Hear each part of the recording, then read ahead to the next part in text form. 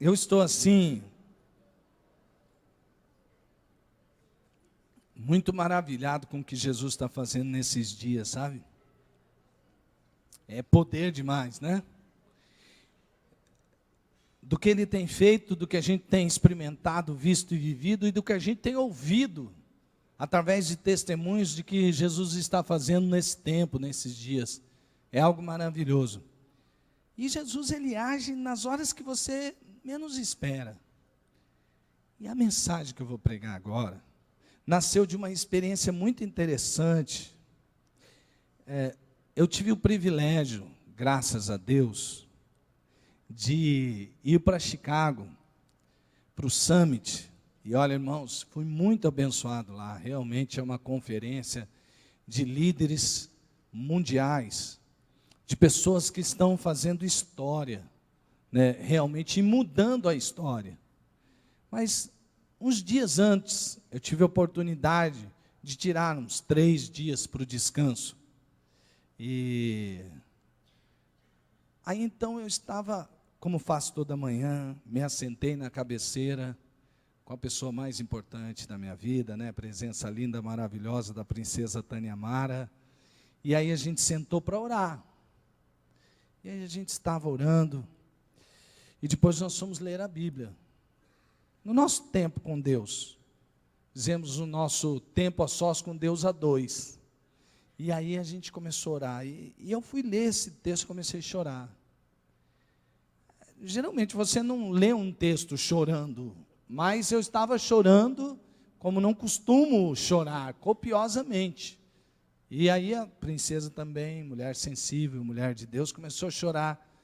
E nós choramos. Eu me arrependi muito naquela manhã. Eu não sabia que Deus ia falar comigo dentro daquele quarto de uma maneira tão tremenda, só eu lendo a Bíblia, a palavra. E eu me arrependi, eu pedi perdão a Deus, porque ainda naqueles dias eu estava pensando sobre como ser santo, como fazer a vontade de Deus. E quando a gente pensa nisso, a gente pensa no que a gente não deve fazer, que é errado, que é feio, que é sujo, que é podre.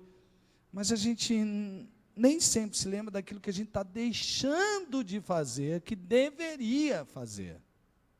Naquele dia lá, foi algo tremendo. E eu quero compartilhar isso com os irmãos através do texto de Atos, capítulo 4, nos versículos 1 até o 22. Convido você a abrir a sua Bíblia, vai estar na tela, mas se você quiser acompanhar, é algo tremendo da parte de Deus para a sua vida. Irmãos, imagine se eu entrasse na sua casa e dissesse assim para você: olha, eu conheço alguém que está vivo, que hoje vive,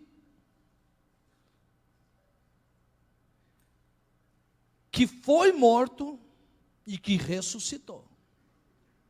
Verdade. Eu conheço alguém que estava morto, ele ressuscitou. Quer ver? Por exemplo, quantos aqui já conheceram uma pessoa, daqui desse tempo, que apresentou para você o estado de óbito, mas estava vivo, ou seja, ele havia ressurreto? Quantos? Levante a mão. Quem conhece alguém assim? No culto, tem um lá, sim. No culto das 17 horas também tinha uma pessoa. Eu já vi isso só em foto, já vi milagres acontecendo. Uma vez eu vi um pastor que veio pregar da África, ele tinha fotos de pessoas, quando Deus teve um mover lá na África, pessoas que estavam, eles mesmos ficavam com o atestado de óbito na mão e estavam vivas. Você imagina o impacto que é isso? Eu acho que na conferência missionária, não sei se já conseguiram, mas vão trazer também um rapaz, que Deus o ressuscitou dos mortos, um senhor.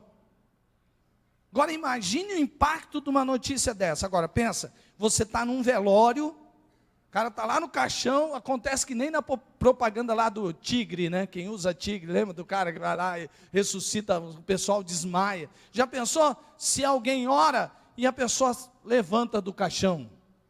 Vai ser gente correndo para tudo quanto é lado, né? Mas gente que entende que é o poder de Deus, vai começar a glorificar a Deus.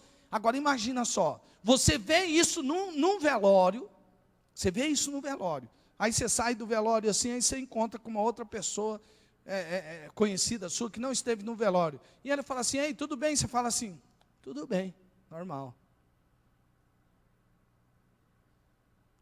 E vai embora. É assim que você faz com uma pessoa bem conhecida? Não, a hora que você passar por ele, fala assim, você não sabe o que aconteceu, rapaz. Eu estava ali no velório, você não acredita que o morto, que estava mortinho da Silva, ou seja, lá o sobrenome dele que foi, no caixão, ele se levantou do caixão e ele estava, o cara estava morto, rapaz, e ele saiu do caixão. Imagina se você vai a um cemitério, né? Aquelas pessoas que têm costume de visitar os túmulos. Chega lá, o túmulo está aberto. E ele vai olhar o parente, ué, mexeram no túmulo do meu parente aqui. E ele vai e abre e olha, não está lá o caixão. Aí chega uma pessoa e diz, ó, te dizer uma coisa, aconteceu alguma coisa hoje. O coveiro está assustado pra caramba, falou assim, não sei o que aconteceu, rapaz, eu estou cuidando tão bem disso daqui, mas você acredita que eu vim ver, eu escutei um alvoroço aqui, e aí o cara que estava aí dentro saiu andando e foi embora. E dali a pouco você vai na casa do seu parente e ele está lá na casa dele, vivinho. Você fala assim, ô parente, como é que vai você? Tudo bem? Como é que é estar dentro lá do caixão, na sepultura? Como é que é? Você não faz isso. E a hora que você vê o seu parente, você fala, nós temos que contar isso para todo mundo. Como que foi? Não, Deus apareceu para mim e Ele falou para mim, sai daí. E eu saí e voltei à vida. E aí a sua família vai falar assim, não, não conta isso para ninguém. Cara, primeiro que ele vai ter que ir lá trabalhar os documentos, tudo, e isso vai ser notório para a cidade toda. Se isso acontecer em Campo Grande, em um instantezinho, a cidade inteira, a mídia vai lá saber o que aconteceu, vai ter gente dizendo que é mentira, que foi um engano, outros que mas como e que tem, vai ser um alvoroço. Vai ser um alvoroço. Pois bem,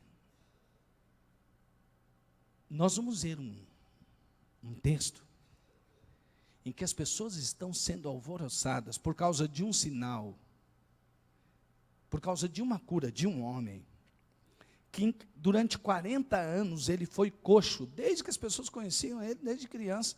Ele ficava lá no templo, né? E ele ficava pedindo esmola, porque ele estava alijado da sociedade, não era nem vida, era uma subvida que ele vivia. Então ele era um mendigo considerado um ninguém ali, as pessoas davam esmolas, e aí Pedro passa por ele, Pedro e João, e ele pede esmola para Pedro e João, e João falou assim, não estou aqui para dar esmola. Foi exatamente isso que ele disse, mas ele diz assim, não tenho ouro nem prata, mas o que eu tenho, eu te dou, levanta e anda. E aquele homem que já estava naquele estado há 40 anos, levantou e começou a andar. Aí a cidade de Jerusalém inteira, não tenha tantos habitantes aqui, né? Alguns dizem que ali, bem no centro de Jerusalém, moravam mais ou menos umas 14 mil pessoas. Por isso que é assustador quando diz que o número de discípulos em Jerusalém tinha crescido para 5 mil. Falou, mas se cresceu para 5 mil num tempinho desse, daqui a pouco Jerusalém inteira. E aí então, toda Jerusalém que conhecia aquele homem que vivia ali no templo, que era um lugar público, onde muita gente passava, ou quase todo mundo de Jerusalém, que morava em Jerusalém, passava pelo templo, falou, mas vem cá, é verdade mesmo? O cara que ficava lá, que era um coxo, que era um paralítico, ficava lá na porta do templo, é verdade, ele foi curado? É verdade. Aí as pessoas correram. Quem fez isso? Quem fez isso? Quem fez isso? Não. Foi aqueles apóstolos. Foi aquele pessoal que andava com aquele Jesus que foi crucificado, que eles falam que ressuscitou. Então, foi ele. Então, vamos lá ouvir deles o que é isso. Chegou lá uma multidão, juntou e está lá João e Pedro pregando. E o que João e Pedro estão pregando?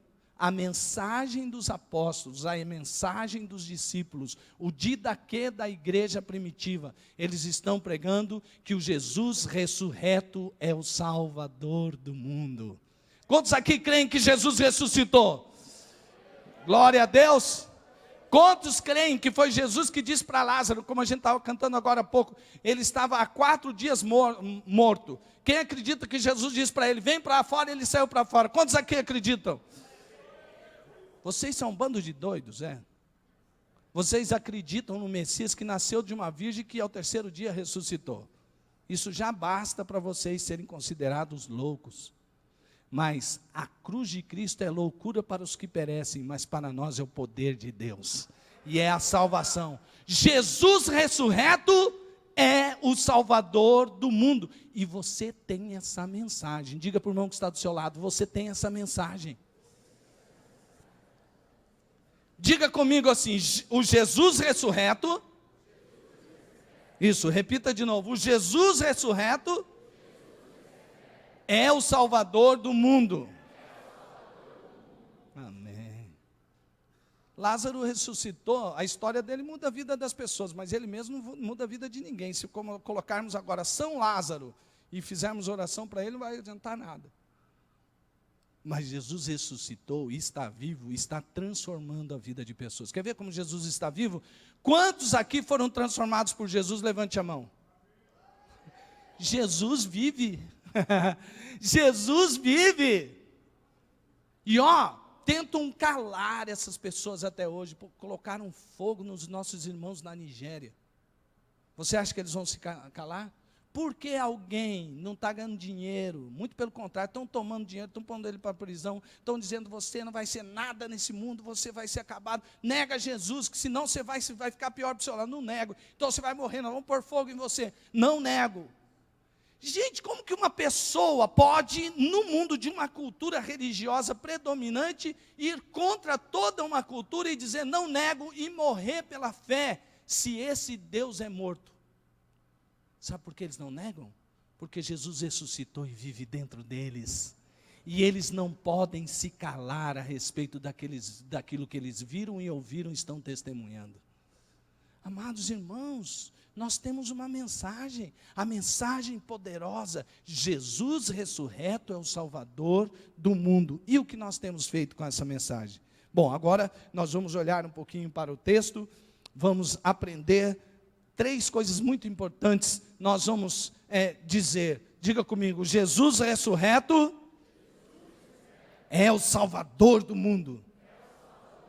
Por isso anuncie a mensagem, anuncie, se você crê nisso, anuncie, ainda que haja oposição, anuncie, ainda que haja oposição, anuncie, anuncie cheio do Espírito Santo, e anuncie com muita coragem e ousadia, amém irmãos?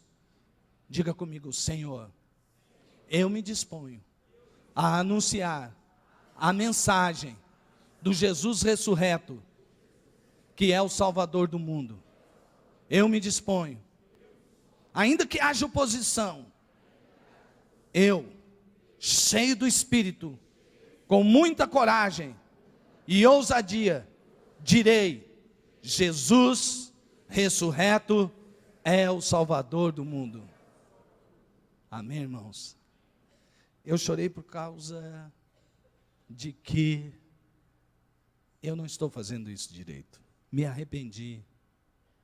Sabe, irmãos, se alguém soubesse, por exemplo, que eu, no momento muito triste da minha vida, teria traído a princesa Tânia Mara, todo mundo diria, esse pastor tem que ser excluído. Esse pastor tem que acabar o ministério dele. Se alguém soubesse que eu tivesse dado muito tombo aí no mercado, tivesse enganado as pessoas, fizesse negócios para enganar as pessoas como pastor, muita gente diria, como pode? Sabe, neste dia, Deus me falou justamente que o nome dele é glorificado quando nós testemunhamos nessas coisas. Marido de uma só mulher, somos honrados nas nossas finanças, não ficamos mentindo, dando falso testemunho, Deus é honrado nisso. Mas sabe de uma coisa, irmãos? Naquele dia eu chorava, porque a gente chora por esses pecados e os teme. Mas deixa eu dizer uma coisa para você, aqueles discípulos ouviram isso aqui, de Jesus. Ide, portanto, fazei discípulos de todas as nações. Ide, portanto, fazei discípulos de todas as nações. Mateus 28, 19a. Isso aqui é uma ordem de Jesus, sim ou não? É o mesmo que ordenou que nós não devemos adulterar, sim ou não? Então, se eu adulterar, eu peco, sim ou não? E se eu não fizer discípulos, eu peco, sim ou não? Mas Esse pecado pesa tanto em você?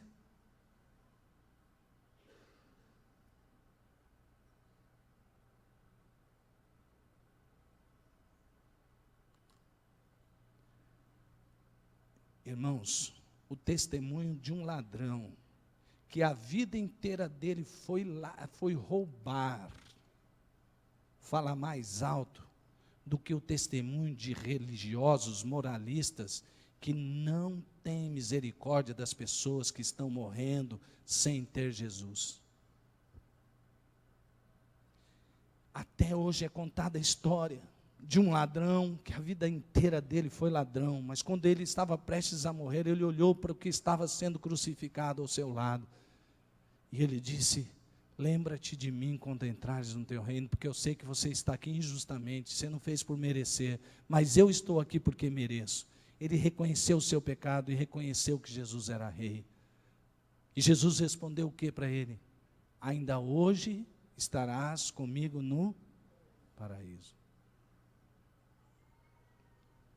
Queridos, parece que quando a gente fala isso aqui, se der tempo eu faço, se não der, Deus vai. É uma ordem.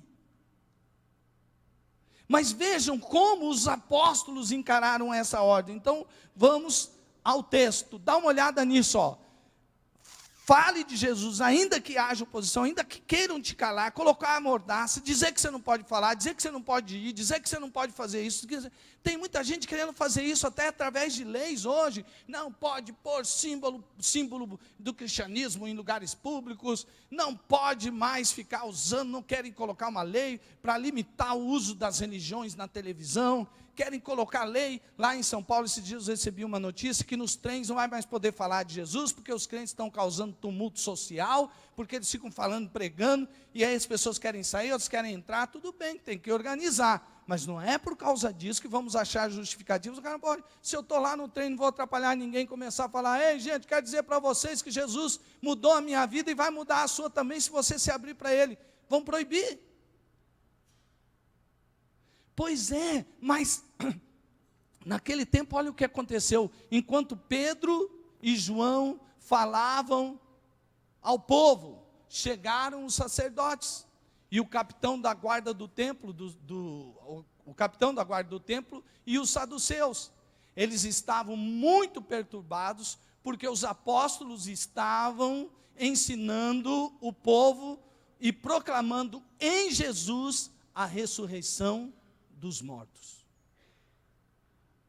Que mal há nisso? Agarraram Pedro e João, e como já estava anoitecendo, os colocaram na prisão até o dia seguinte. Mas muitos dos que tinham ouvido a mensagem creram, chegando o número dos homens que creram a perto de 5.000. Pessoas estavam crendo, já tinham 5.000 acreditando. No dia seguinte, as autoridades, os líderes religiosos e os mestres da lei reuniram-se em Jerusalém. Quem que se reuniu em Jerusalém? Autoridades, os líderes religiosos e os mestres da lei. Estavam ali Anás, o sumo sacerdote, bem como Caifás, João, Alexandre e todos os que eram da família do sumo sacerdote. Mandaram trazer Pedro e João diante deles e começaram a interrogá-los. Com que poder ou em nome de quem vocês fizeram isso? Notem, prestem atenção que essa pergunta é uma pegadinha. Depois vocês vão descobrir por quê. Amados irmãos, vamos ver a história e vamos aplicá-la para a nossa vida. Porque se a Bíblia não se aplica na sua vida, a gente vai sair daqui. E a mensagem? Eu chorei, eu ri, foi maravilhosa. E a mensagem? Foi maravilhosa. E está aí, e ouvindo essa mensagem, o que você acha que deve mudar na sua vida? A mensagem foi maravilhosa. Mas então, o que essa mensagem vai mudar na sua vida? Como você aplica o que você ouviu hoje? Eu não sei muito bem não, mas eu chorei. Olha, eu senti Deus. Você sentiu emoção. Quando você sente Deus, sua vida é transformada. Por isso que a palavra que você ouve aqui, você tem que procurar como aplicar na sua vida. Senão, o que você está fazendo aqui? Religião? Você ouviu, entrou por aqui, saiu por ali, já cumpri minha obrigação religiosa. Não, Ei, você está ouvindo esta palavra porque Deus quer mudar a sua vida. E aí então, eles estavam lá e veja o que aconteceu. O motivo da oposição é que eles estavam ensinando sobre Jesus ressurreto. Os saduceus não criam na ressurreição. E eles até tinham um embate com seitas como as dos fariseus, por exemplo. E eles estavam achando horrível que Jerusalém estava sendo atraída por essa mensagem de Jesus ressurreto. Mas também os senhores lá da religião, os sacerdotes, eles chamaram o chefe deles lá, que era a polícia da religião deles, falou, vamos lá prender os caras, porque esses caras, se a gente não fizer alguma coisa, daqui a pouco Jerusalém inteiro está indo atrás deles. Esse era o motivo real. Eles não queriam perder adeptos, porque eles eram religiosos que queriam ter adeptos, e não seguidores, e não discípulos. Os discípulos não estavam preocupados se ia ter mais número no judaísmo ou não. Sabe por quê? Os próprios discípulos de Jesus, eles iam pregar dentro da sinagoga. Eles não queriam que eles saíssem do judaísmo e fossem por o cristianismo ou por qualquer outro ismo.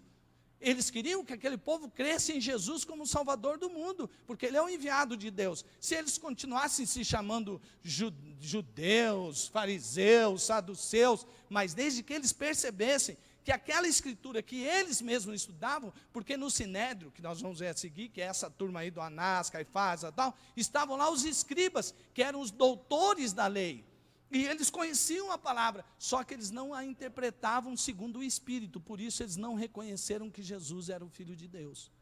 E aí, quem não reconhece que Jesus é o Filho de Deus, faz oposição àqueles que reconhecem que Jesus é o Filho de Deus. É assim até hoje. Não adianta você pensar que não. Aqueles que não são filhos de Deus, que querem viver conforme a sua própria vontade, eles não somente querem viver, ter a liberdade deles para fazer o que quiserem, mas eles também querem ir contra aqueles que creem em Deus. É assim. E aí, amados irmãos, percebam, essa oposição toda para dizer, olha, vocês devem parar de pregar o nome de Jesus. E aí veja como continua a história. Que agora a história vai nos dizer, além dela dizer que quando nós pregamos o Evangelho vai surgir oposição, essa história vai nos mostrar que nós vamos, cheios do Espírito Santo, vencer a oposição, em nome de Jesus. E nós, amados irmãos, devemos desejar de todo o nosso coração. Paulo, quando orou pela igreja de Éfeso, ele falou assim, uma oração eu faço. Pode olhar lá, ele está dizendo assim, com intensidade. Ele diz assim, para que vocês sejam plenos de Deus, ou seja, cheios do Espírito.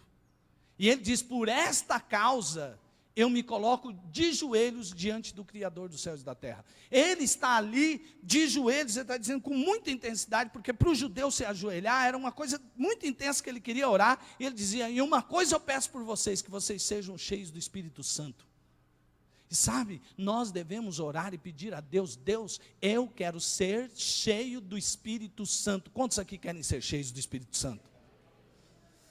Amados irmãos, o texto, ele começa assim, olha só o texto, ele começa dizendo assim, então Pedro, cheio do quê? Então Pedro o quê? Disse-lhes, gente, Pedro está cheio do Espírito Santo, e ele fica em pé, diante das autoridades e líderes do povo. Agora vamos dar uma parada aqui, que é a primeira característica de quem é cheio do Espírito Santo. Olha só, aqui nesse texto. Como ele está causando alvoroço, ele tem que ser julgado.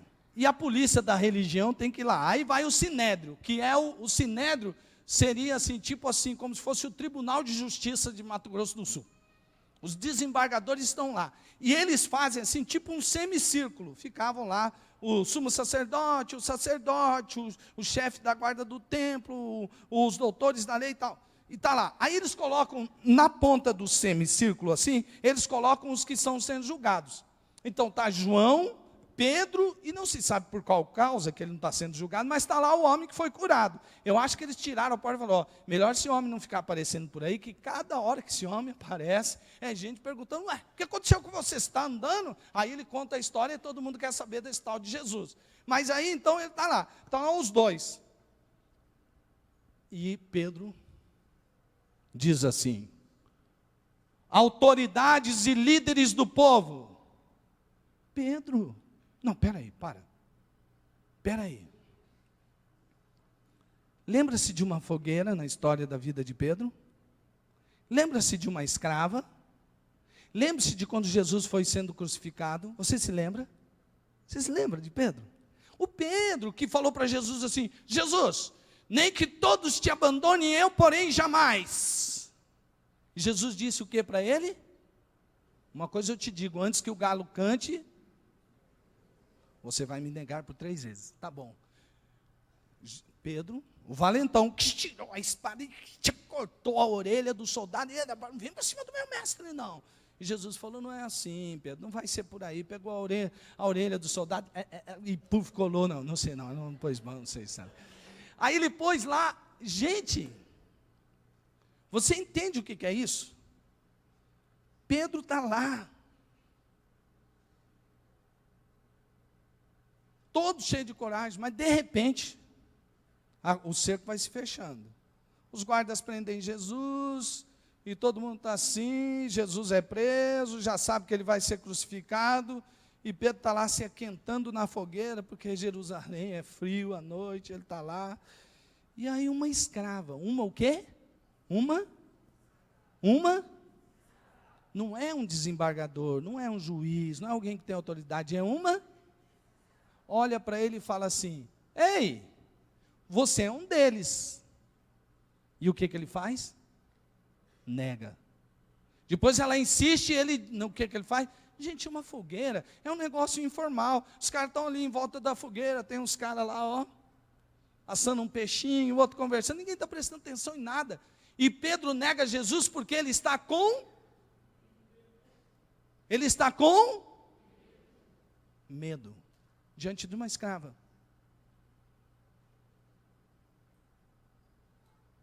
Muitas vezes nós nos calamos porque nós estamos com... Não tem medo de ninguém, não tem.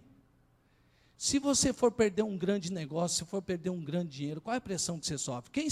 Qual é o sinédrio da sua vida hoje que faz você ficar, quietinho? Se for para perder dinheiro, você nega Jesus ou você fala, não, Jesus é o meu Senhor? Se for para perder o seu emprego, você mente? Para não perder o seu emprego, você mente? Você está negando Jesus. A opressão de você ter que mentir é o seu sinédrio. Quando tem a pressão familiar, a pressão dos seus amigos importantes, você nega Jesus, é o seu sinédrio.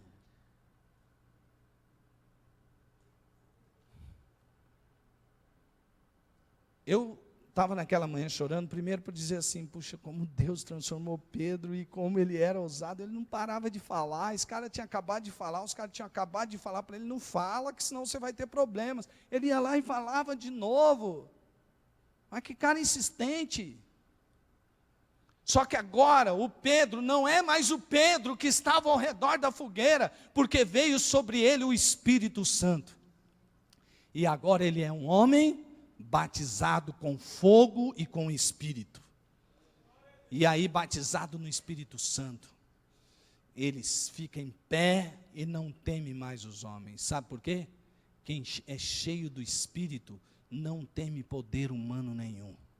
Porque o maior poder ativo na terra não é o poder dos poderosos deste mundo, não é a grana, não é a influência de políticos poderosos, não é a influência da mídia, por mais influência que ela tenha, e aqueles que detêm a informação têm realmente muito poder, mas eu vou dizer uma coisa para você, o poder mais ativo da face da terra é o poder do Espírito Santo, e enquanto a igreja estiver na terra, poder nenhum vai dominar a igreja, porque as portas do inferno não prevalecerão contra a igreja de Deus. Quem é cheio do Espírito não se importa se é injustiçado. Eu estou fazendo essa coisa aqui, ninguém dá atenção para mim. Aquela igreja lá tem um líder, tem gente que vem de outra igreja e também, de certo, sai daqui e fala a mesma coisa lá. Eu saí de lá porque lá a gente trabalha injustiçado e tal, e ó, dali a pouco ele está saindo daqui para falar isso no outro lugar, né? Tem que parar com reclamação, murmuração, sentir que você tem que ser pago pelo que você faz. Você não cresceu, nós não crescemos ainda, amados irmãos, não temos maturidade em Cristo, nós não devemos esperar honra, nós devemos dar honra sem esperar honra, nós devemos nos doar sem esperar que ninguém doe nada para nós, é assim que Jesus fez, e nós estamos seguindo a Jesus Cristo. Pedro falou assim, escuta, nós somos chamados aqui, porque nós fizemos o bem a um homem, tá, tudo bem. Vem cá, que mal nós fizemos em tirar o homem que era paralítico há 40 anos e agora ele está andando? Vem cá, e aí? A gente fez algum mal para ser condenado? É isso que Pedro está querendo dizer para o Sinédrio. Vocês nos chamaram e estão nos inquirindo e nos trazendo a este tribunal porque a gente fez um bem a um homem. Mas Pedro não fica parado reclamando. Sabe por quê, amados irmãos? As injustiças humanas não desanima aquele que é cheio do Espírito Santo. Sabe por quê?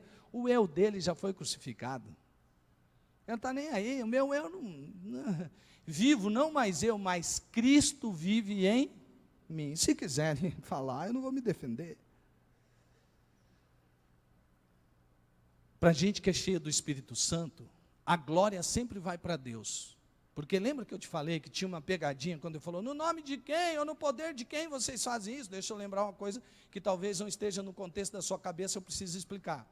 É o seguinte, era uma pegadinha, porque eles não queriam que, vamos dar uma deixa para eles pregar o evangelho aí, vamos perguntar para eles de quem é o nome, de quem é o poder, eles vão falar que Jesus, aí todo mundo vai... Não, eles estavam contra. Sabe o que eles queriam? Que os apóstolos dissessem assim, no nome de Jesus. Jesus já havia morrido. E os judeus inventaram uma mentira que era mentira, que Jesus havia ressuscitado. Mas mais de 400 pessoas viram Jesus. E eles continuavam pregando. Quem vai morrer por uma mentira? Eles sabiam o que eles estavam fazendo. E por isso que Pedro diz, eu não posso parar de falar daquilo que eu tenho visto e ouvido e testemunhado. Não adianta vocês me falarem o que quiserem. Aí, olha só, amados, se ele falasse que fazia em nome de Jesus, Jesus era morto. E na lei do judaísmo era o seguinte, qualquer um que fizesse um milagre em nome de um espírito familiar, ou consultasse os mortos, ou operasse um milagre através de magia e feitiçaria, deveria ser condenado à morte. Então, você percebe qual que é a jogada? Eles manjavam da lei. Eles falavam, bom, esses caras, como a gente já viu, eles são iletrados. Então a gente vai pegar eles fácil. Amados irmãos, Pedro não teve medo de declarar que era em nome de Jesus o ressurreto. Não é nosso próprio nome. Ele estava cheio do Espírito, vazio de si mesmo. E ele disse, Jesus é a pedra fundamental. Agora aí vem a sabedoria do Espírito. Eles podiam ser iletrados, mas eles estavam cheios da sabedoria de Deus. Sabe por quê? Como é que ele diz no discurso de defesa dele? Ele diz assim, o Jesus a quem vocês assassinaram, mas que Deus o... Sabe o que aconteceu ali diante do Sinédrio? Falou, nós não estamos fazendo milagre no nome de alguém que está morto. Ele está vivo porque ele ressuscitou. Na hora que eles falaram isso, o Sinédrio falou, nessa não dá mais. Caiu essa acusação. Agora não vão poder dar a sentença baseado nisso. Mesmo porque Pedro diz que quem assassinou Jesus? O pessoal do Sinédrio. E aí, sabe o que aconteceu? Como eles receberam a mensagem? Receberam a mensagem, por causa da causa e efeito aí, eles receberam a mensagem assim, nós já matamos esse Jesus, ele já ressuscitou, eles estão querendo dizer o quê? Agora vocês vão matar a gente também? O mesmo que ressuscitou de lá, saiu outros, vão sair outros. outros mais. Então não adianta você querer parar. E eles ficaram enroscados com essa defesa que Pedro fez. Mas aí eles falaram, mas esses homens não são iletrados, porque Pedro não devia nem falar direito o português. Não, português não, porque não falava português, né? O grego, ele não falava direito. Então perceba que eles eram homens cheios do Espírito, por isso eles tinham a sabedoria que vinha de Deus. Mas olha, que no versículo 13, eles notam, pode olhar aí na Bíblia, que eles dizem assim, eles estiveram com ele. Estiveram com ele quem? Jesus. Gente, olha o seguinte, presta atenção aqui que nós vamos fazer uma aplicação muito importante para a sua vida agora, mas você tem que prestar atenção nessa explicação. Olha só. Quando fala Anás, Caifás, essa coisa toda, era da família de sumos sacerdotes. Eles estavam em que cidade sendo julgados? Em que cidade? Jerusalém. Onde Jesus foi julgado? Jerusalém. Então, parte daquele tribunal foi o mesmo tribunal que condenou quem? Jesus. Eles olharam para eles e falaram, pronto. Já foi difícil vencer o argumento desse Jesus. Agora vem esses aqui, que parecem iletrados, porque Jesus, aprendeu lá com os mestres no tempo, discutia desde criança, mas agora esses que eram iletrados, que ele chamou para ensinar, ensinou só 3 anos, agora olha só, eles estão com a mesma sabedoria, e a gente não consegue arrumar argumentos para fazer esses caras pararem. Eles eram diferentes porque eles estiveram na presença de quem? De Jesus. O pastor Valdir, Jefferson e Marcos Ritt, eles foram para uma semana de treinamento em Marília. Lá em Marília eles estão vendo muitos sinais e muitas maravilhas, assim como já tem acontecido com muitos de nós. Mas os líderes de célula, os supervisores, os líderes da igreja, nenhum deles passa menos do que 2 horas orando e lendo a Bíblia, um tempo a sós com Deus. Menos de 2 horas por dia, não. Todo dia eles têm 2 horas na presença de Deus. E num dia desses,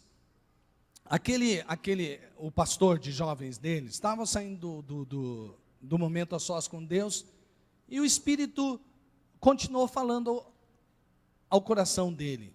E ele foi para a cozinha e ele sentiu o Espírito Santo de Deus falar fortemente para ele, pega o mel. Aí ele pegou o mel, falou assim, agora joga na pia. Aí ele falou, comecei, ficar louco, né? Não, mas é a voz do Espírito. Aí pegou e jogou o mel, foi trabalhar. Voltou do trabalho, saiu e lembrou do quê? Que ele tinha colocado mel na pia. E foi lá olhar o mel na pia. Rapaz, disse que quando ele chegou, tinha eles contam que o pastor falava assim, era uma multidão incontável de formiguinhas. Aí ele falou assim, glória a Deus, Deus está me avisando que eu tenho que dedetizar a minha casa. Aí o Espírito Santo falou para ele assim, não é isso não. Sabe esse mel? E sabe essa multidão de formigas que você está vendo? Se a minha presença estiver na sua vida, será como mel, e vão atrair uma multidão de vidas para mim. Esse glória a Deus foi do Valdir, não foi? Não? O Valdir está ali, eu não tinha te visto aí. Então você vai dar aquele testemunho no final aqui, viu? Aí, ele estava ali, e eu lembrei quando li esse texto de novo, eu falei, é isso. Sabe por quê, irmãos? Às vezes a gente chega e vai anunciar Jesus, as pessoas dizem, que bacana que você crê nisso, eu acho muito bonito. Muito obrigado, tá? Bye, bye. Tchau, tchau.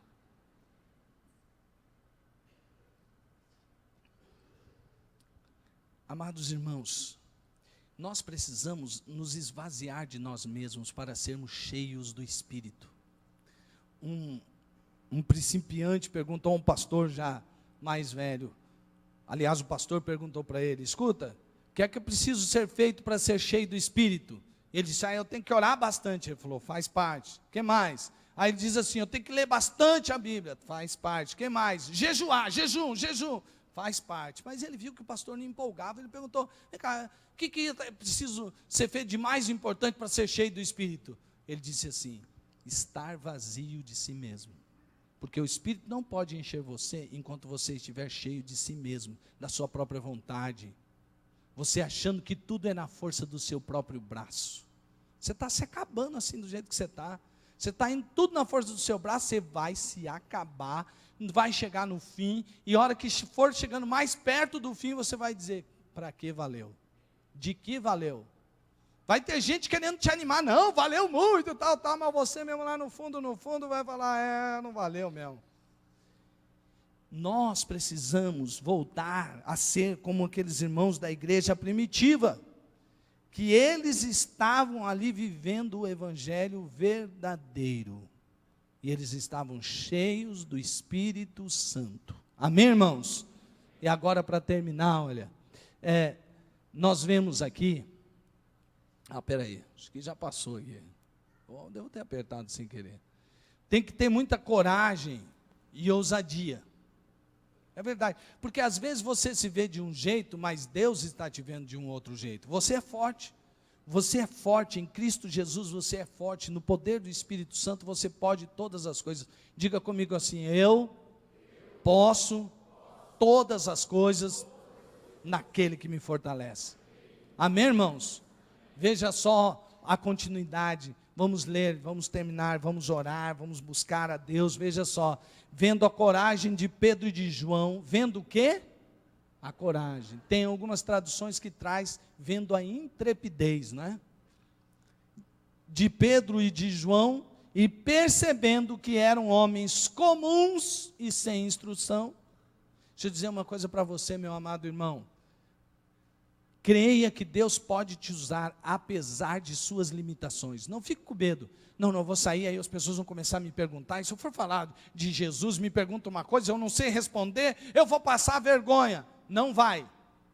Não vai, porque o Espírito Santo vai conduzir você. E quando te fizerem uma pergunta difícil demais, você seja simples, humilde, e diga, bom, essa resposta eu não sei, não tenho para você agora, mas eu vou pesquisar e vou trazer. Agora, a resposta que você precisa, eu tenho. Seja ousado, seja corajoso. Eles eram assim, eles eram ousados e corajosos, apesar das limitações. Ficaram admirados e reconheceram que eles haviam estado com Jesus. A presença de Jesus faz toda a diferença. E como podiam ver ali com eles o homem que fora curado, nada podiam dizer contra eles. Amados irmãos, existe uma promessa na palavra de Deus, quando diz assim, portanto fazer discípulos de todas as nações, Jesus termina dizendo, e eis que eu estarei convosco, até o quê? O fim dos tempos, a consumação dos séculos. Agora, Jesus está conosco, sim ou não? Sim. E não foi ele que disse que os sinais seguirão aqueles que crerem, sim ou não? Isso quer dizer que Jesus continua operando sinais e maravilhas, amém? Sabe, um dos motivos porque eles não tinham como calar aqueles homens, é porque estava ali do lado deles, o testemunho de que homem nenhum podia tirar aquele homem paralítico e fazê-lo andar, se não fosse pelo poder de Deus. Tem certas coisas na sua vida que Deus vai fazer, não é para você sair se esnobando, não, tá vendo? Eu sou milagreiro agora. Não, o milagre é um sinal para aquele que não crê. E quando você contar o milagre, será um sinal para que ele creia. Chega aí, Valdir. Então, agora, o Valdir vai contar um testemunho sobre um sinal. Não é só um milagre. Viu, Valdir? O que aconteceu não é só um milagre, é um sinal.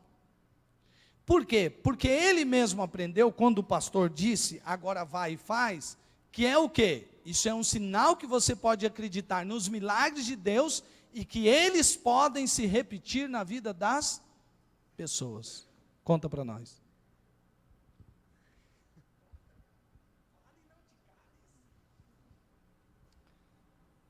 Graça e paz, igreja. No ano de 1993, há exatamente 10 anos, eu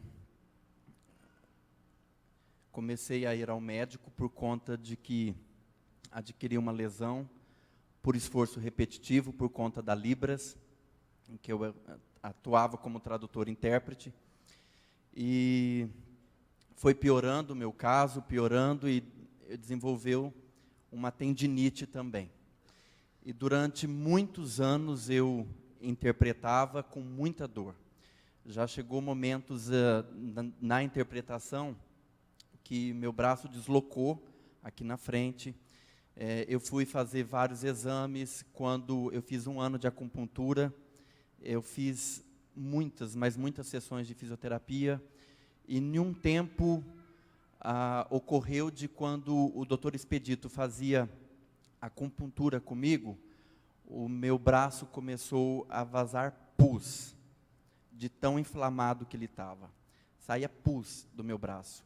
E ele me deu naquela época um atestado de mais de 1 ano, por conta de que eu não tinha possibilidade nenhuma de continuar o meu trabalho, que era trabalhar com as mãos.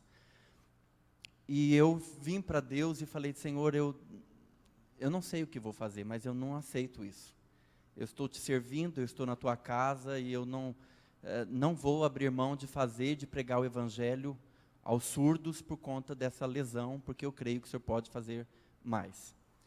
E durante 10 anos da minha vida, 10 anos, eu traduzi e interpretei com muitas dores. Era como que esse peso daqueles de academia, que a gente põe na perna para fazer exercício, é como se aqueles pesos estivessem desde o meu ombro até a parte das minhas mãos.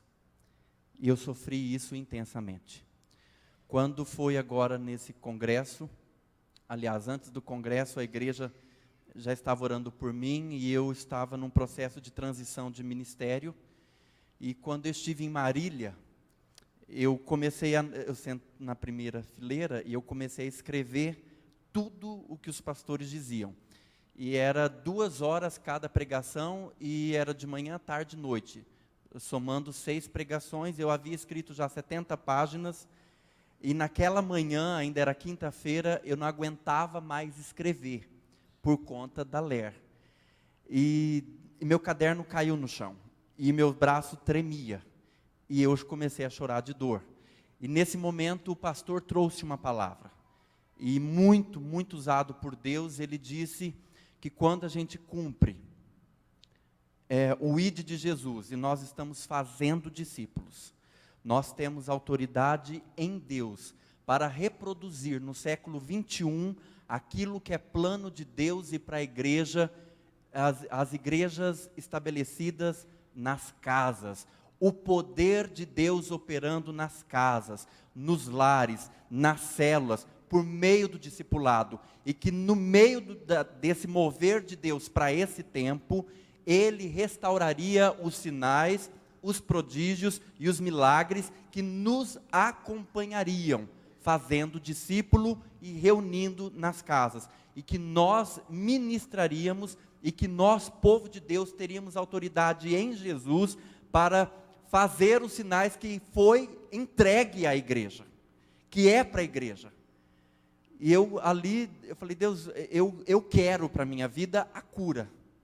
Eu estou aqui disposto a ser curado. E muita gente da igreja já havia durante muitos anos orado pela minha vida. E foram aquelas orações que me deram condições de continuar no trabalho. Mas era uma forma de tratamento. Mas eu queria cura. E quando o pastor disse: eu quero que você venha aqui na frente, se tem uma doença física, você vem aqui na frente. Eu só dei o primeiro passo, já estava à frente, e naquele momento, várias pessoas vieram, e daí os poucos que ficaram, o pastor disse: bom, então vocês vão ficar em pé, e vão acompanhar esses irmãos, e em 1 minuto, os que estão doentes vão dizer o que vocês têm, para eles, e eles vão orar. E daí eu cheguei no irmão, disse assim: eu tenho ler e tendinite há 10 anos, meu braço é pesado, não aguento mais, e eu estou com muita dor e eu preciso de cura. E eu comecei a chorar já, porque estava com muita dor. E o tempo já havia começado a mudar, e era uma coisa, parecia assim, o tempo veio para a chuva, doía. Esfriava, doía. Era muito forte. E de repente o pastor começou a orar. E começou a orar. Nós começamos a compartilhar. E ele falou, coloque a sua mão onde você está doente, e pela fé você vai receber a cura hoje. Você vai receber a cura hoje, porque Deus opera milagres e sinais.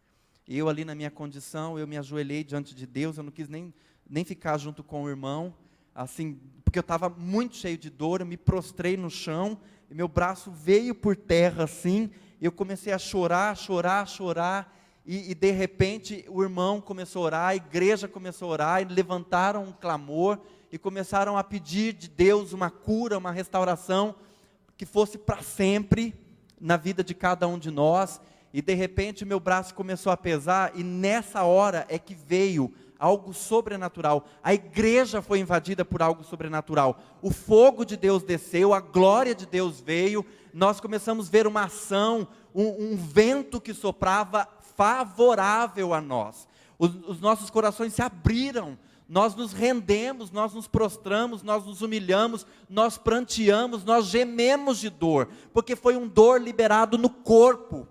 Era o nosso corpo que estava clamando por muito tempo de Deus uma cura, que era sobrenatural. E eu me lembro que ali prostrado com os braços no chão, eu gritava, Deus me atende, Deus me atende, estou aqui, eu estou pedindo em nome de Jesus, eu quero levantar as minhas mãos, mas não mãos fracas, trôpecas, não uma mão abatida, mas cura-me, Senhor. E ali no chão, chorando e gemendo, os meus braços começaram a ser, parece que picados. Era como se agulhas estivessem sendo enfiadas aqui, ó. Foram agulhas enfiadas, e começaram assim, muita dor, e depois um queimor, nem existe queimor, uma queimação, uma queimação, ainda bem que deu para corrigir a tempo de ir para a internet. Uma queimação veio assim, e na hora, a sensação doía. Era como se fosse chamas de vela pingando. Muitas velas pingando. E eu disse para Deus, está pior. Está pior. E eu chorei mais ainda. Não demorou muito tempo. Começou a se rasgar de cima para baixo, desta forma.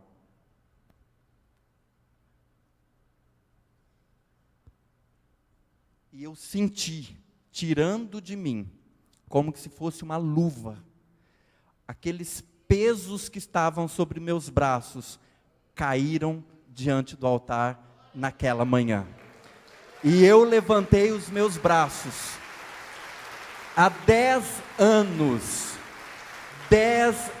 eu não sabia o que era abrir todas as juntas dos meus dedos com liberdade e sem dor.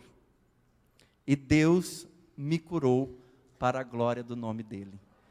E amados, o mais bonito foi que quando eu vim para o meu canto, eu sentei, e eu chorava, daí Deus me fez uma pergunta. Eu ouvi a voz do Senhor assim dizendo, filho,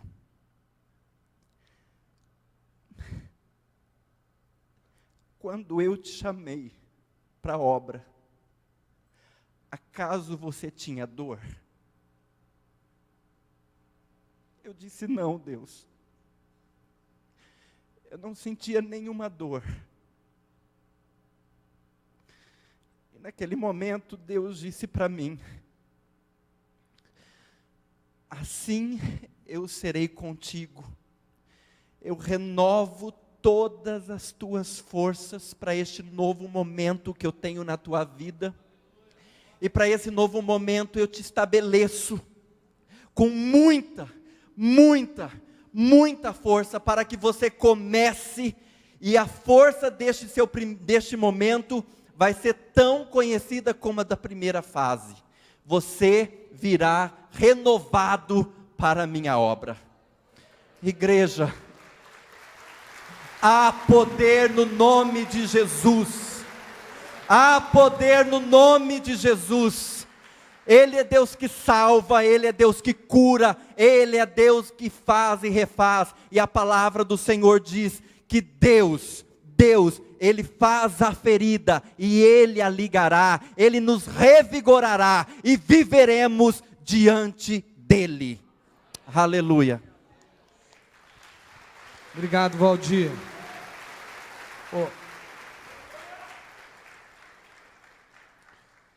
Estava diante deles o homem que foi curado, eles não podiam dizer mentira. E sabe como termina? Termina assim: os do Sinédrio chegam para eles e dizem: nós vamos soltar vocês, mas com uma condição: não falem mais desse nome. Os apóstolos Pedro e João, olhando para o Sinédrio, diz assim: julguem vocês mesmos. Dá para pôr lá o texto de novo? Julguem vocês mesmos. Quer dizer, ele está pedindo. Julguem os senhores mesmos, se é justo aos olhos de Deus obedecer aos senhores e não a Deus. Pois não podemos deixar de falar do que vimos e... Você fala, meu irmão, daquilo que você está vivendo. Você não pode falar daquilo que você não está vivendo. O Valdir veio aqui e chorou, porque está acontecendo alguma coisa na vida dele. Você não tem o que contar, eu não tenho o que contar, quando nós não estamos vivendo na presença de Deus. Porque quando a gente está vivendo na presença de Deus, nós temos o que falar. Nós temos o que testemunhar.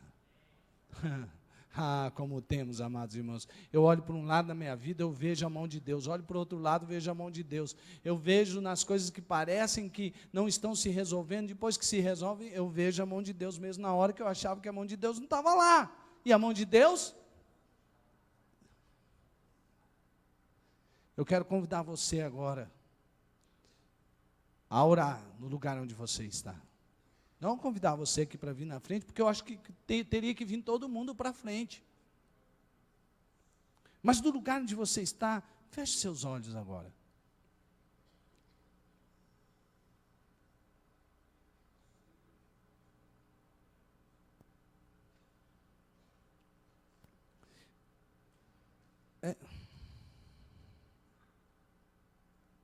Você chora quando você percebe que você podia ter abençoado tantas pessoas que passaram por você e você não abençoou. Não obedecer a Deus, diz a palavra, é como o pecado da feitiçaria. Você chora arrependido. Eu chorei aquela manhã, eu chorei. Espírito de Deus fala com a tua igreja. E que a tua igreja venha se arrepender daquilo que não fez e que deveria fazer. Não somente daquilo que fez e não deveria, mas daquilo que deixou de fazer. E Deus nos envolve numa consciência de que nós precisamos fazer discípulos. E que isso não é uma nova moda, mas isso é uma ordem do nosso Senhor ressurreto, que é o Salvador do mundo, e é essa mensagem que nós temos que anunciar. Continue orando. Se você veio aqui esta noite, mas você ainda não entregou sua vida para Jesus, mas hoje você quer entregar sua vida para Jesus, para que Ele seja o dono da sua vida. Não é só um visitante, alguém que você admira. Não. Algum dia você já convidou Jesus para ser o dono da sua vida? Se você não convidou, você precisa convidar agora Jesus para ser o dono da sua vida, porque Ele morreu na cruz para salvar você. E é justamente esse o sentido de salvação. Ele salvou aquele coxo, não só da sua doença física, mas Ele deu propósito de vida. E isso é salvação. Jesus é o Salvador da sua vida. Ele quer tirar você de uma vida sem propósito para uma vida que tem o propósito de ter Jesus como Senhor. Por isso agora, se você está aí no seu lugar e quer entregar a sua vida para Jesus, levante a sua mão e diga: eu quero que Jesus seja o Senhor da minha vida. Eu quero ser esse que reconhece que Jesus ressuscitou, que está vivo. Deus abençoe você. Há mais alguém que quer entregar sua vida para Jesus? Levante a sua mão e diga: eu quero Jesus. Com um gesto, Deus abençoe, Deus abençoe. Há mais alguém que quer entregar sua vida para Jesus? Deus abençoe você. Há mais alguém que quer entregar sua vida para Jesus? Levante a sua mão. Algumas pessoas estão fazendo isso, não deixe de fazer. Se você não fez, é hora de você fazer. Não é troca de religião, não é nada, é entregar sua vida para Jesus. Quantos mais querem fazer isso? Levante a sua mão e diga: eu quero. Deus abençoe, Deus abençoe, Deus abençoe. Há mais alguém? Deus abençoe, Deus abençoe. Há mais alguém que quer entregar sua vida para Jesus? Levante bem alto a sua mão e diga: eu quero, em nome de Jesus. Deus abençoe você também, Deus abençoe você. Há mais alguém que quer entregar sua vida para Jesus? Levante bem alto a sua mão e diga: eu quero que Jesus seja o Senhor da minha vida. Eu não quero viver mais para mim mesmo, eu quero viver para Jesus, eu quero fazer parte desta revolução de Jesus, do discipulado. Há mais alguém que quer entregar sua vida para Jesus? Levante a sua mão. Há mais alguém? Glória a Deus pela sua vida. Glória a Deus. Quero convidar você a sair rápido do seu lugar. Vem aqui à frente, em nome de Jesus. Todos vocês que levantaram suas mãos, venham aqui. Nós vamos orar por você. Sua vida está sendo radicalmente transformada. Pode vir aqui à frente, venha. Esse ali vem vibrando, é isso. Glória a Deus, pode vir, venham. Todos vocês que levantaram suas mãos, é uma nova vida. Vem com ela, você que trouxe, vem com ela, não deixa ela vir sozinha não. Você está feliz, batendo palma, porque sua amiga entregou sua vida para Jesus, vem com ela. Glória a Deus, pode vir, venha. Gente trazendo gente, olha aí que bênção, hein, gente. Glória a Deus. Deus é bom, irmão, aqui está se reconciliando. Venham para Jesus, venham, mesmo que você não levantou sua mão, venha para Jesus, é Jesus. Igreja, vamos ficar em pé, não saia agora, daqui 5 minutinhos, a mais, a menos, não vai fazer diferença, você vai estar saindo, não atrapalhe esse momento, por favor, fica aí, aguenta aí, vamos orar. Vocês que vieram aqui à frente, vocês vão repetir comigo uma oração e vão estar entregando a vida de vocês para Jesus. Combinado? Então, digam essas palavras. Diga assim: Senhor Deus. Isso, deixa isso sair dos seus lábios. Diga assim: Senhor Deus, eu reconheço que o Senhor me ama e que o Senhor morreu numa cruz para me salvar. E eu agora entrego o controle da minha vida para Jesus. Eu quero que Jesus seja o meu Senhor. Eu creio que Jesus morreu, mas que Ele ressuscitou e que Ele é o meu Salvador, que vive em mim para sempre, em nome de Jesus. Amém, amém. Glória a Deus. Vamos aplaudir o Senhor por essa maravilha.